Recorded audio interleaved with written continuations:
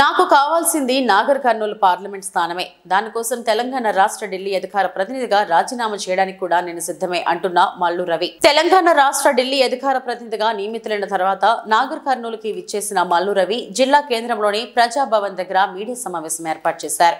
సమావేశంలో ఆయన మాట్లాడుతూ, మొన్న జరిగిన అసెంబ్లీ ఎలక్షన్ లో చేవెళ్ల నుంచి నేను పోటీ చేస్తానని ఊహాగానాలు వచ్చిన అధిష్టానం పార్లమెంట్ స్థానానికి పోటీ చేస్తావని నాకు హామీ ఇవ్వడం జరిగిందని, అందుకే నేను నాగర్ కర్నూల్ పార్లమెంట్ స్థానం నుండి పోటీ చేయడానికి సిద్ధంగా ఉన్నానని, ఇక్కడ ప్రజలు నాయకులు కూడా నా గెలుపుపై ధీమా వ్యక్తం చేస్తున్నారని, ఇదే విషయాన్ని ముఖ్యమంత్రి రేవంత్ రెడ్డి కూడా వెల్లడించడం జరిగిందని ఆయన అన్నారు. ఒకవేళ నా పార్లమెంట్ స్థానానికి తెలంగాణ రాష్ట్ర ఢిల్లీ అధికార ప్రతినిధిగా నాకు ఇచ్చిన హోదా అడ్డు అయితే నేను ఆ పదవికి కూడా రాజీనామా చేయడానికి సిద్ధంగా ఉన్నానని ఆయన అన్నారు. ఈ కార్యక్రమంలో నాగర్ కర్నూల్ ఎమ్మెల్సీ కూచుకుల్ల దామోదర్ రెడ్డి, నాగర్ కర్నూల్ ఎమ్మెల్యే కూచుకుల రాజేష్ రెడ్డి, నాగర్ కర్నూల్ జిల్లా మైనారిటీ సెల్ అధ్యక్షులు హబీబ్ తదితరులు పాల్గొన్నారు. తెలియజేయాలని చెప్తున్నాను. నిన్న మొన్న ఈ పదవి స్వీకరించిన వెంటనే ఒక 2 గంటల పాటు ముఖ్యమంత్రి దగ్గర ఉన్నాం. వారితో 1-to-1 కూడా మాట్లాడి చెప్పాను, నేను అన్నీ వదులుకొని పార్లమెంట్ కోసమే పనిచేస్తూ ఉన్నాను.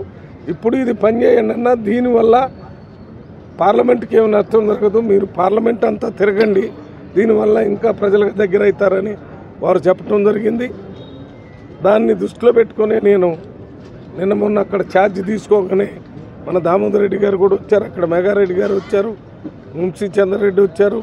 వీరు వేరే పంచాయతీ బిల్డింగ్స్ వారి పంచాయతీల్లో వాళ్ళ టర్మ్ అయిపోతుంది కాబట్టి వాళ్ళ ప్రోగ్రామ్స్ ఉన్నాయని రాజేష్ రెడ్డి గారు ఇక్కడ ఆగారు, అక్కడ కచ్చిరెడ్డి గారు కూడా పంచాయతీ కోసం ఆగాడు, మెగారెడ్డి కూడా వచ్చాడు, మన స్పెయిన్ పోయారు, ఎవరు అనిరుద్ రెడ్డి జడ్చల్ నుంచి వచ్చాడు, ఇక్కడ వంశీకృష్ణ గారు వచ్చారు, అక్కడ మన కొల్లాపూర్ ఎమ్మెల్యే జూపల్లి కృష్ణారావు గారు స్పెయిన్ వెళ్ళాడు, అప్పుడు ఫారెన్లో ఉన్నాడు కాబట్టి ఆయన రాలేకపోయారు, వారు అక్కడి నుంచి కూడా మాట్లాడారు.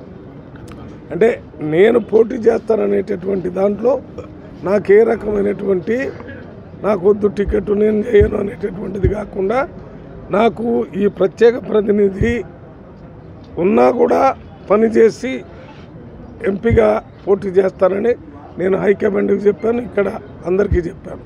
మళ్ళీ ప్రజలకి మీ ద్వారా చెప్పాలని చెప్తూ, ఒకవేళ 2 పోస్టులు అదెందుకు మళ్ళీ అది వద్దు అని అంటే ఒక స్పెషల్ రిప్రజెంటేటివ్ ఇంకెవరికైనా ఇస్తానంటే నేను వెంటనే రిజైన్ చేసి అది ముఖ్యమంత్రి గారికి ఇచ్చి ఇక్కడ పోటీ చేస్తాను.